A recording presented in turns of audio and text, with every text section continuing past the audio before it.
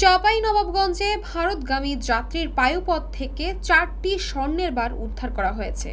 চাঁপাইনবাবগঞ্জে সোনা মসজিদ ইমিগ্রেশন চেকপোস্টে পায়ুপথ থেকে 44,80,000 টাকা মূল্যের 4টি স্বর্ণের বার সহ এক যাত্রীকে আটক করেছে বিজিবি।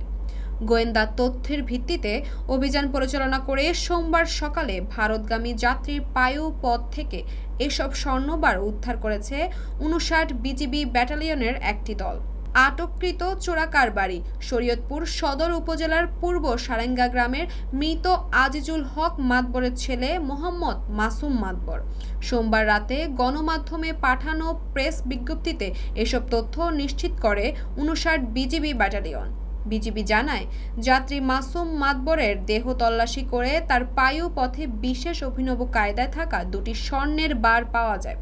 পরে পায়ু পথে আরও স্বর্ণ রয়েছে এমন সন্দেহ হলে শিবগঞ্জ উপজেলা স্বাস্থ্য কমপ্লেক্সে আলট্রাসোনোগ্রাফি করে আরও 2টি বার উদ্ধার করা হয়। পরে পরীক্ষা নিরীক্ষা করে স্বর্ণের গ্রেড ও ওজন সত্যতা নিশ্চিত হয় বিজিবি। এ ব্যাপারে প্রয়োজনীয় আইনগত ব্যবস্থা গ্রহণ করা হয়েছে বলে জানায় বিজিবি।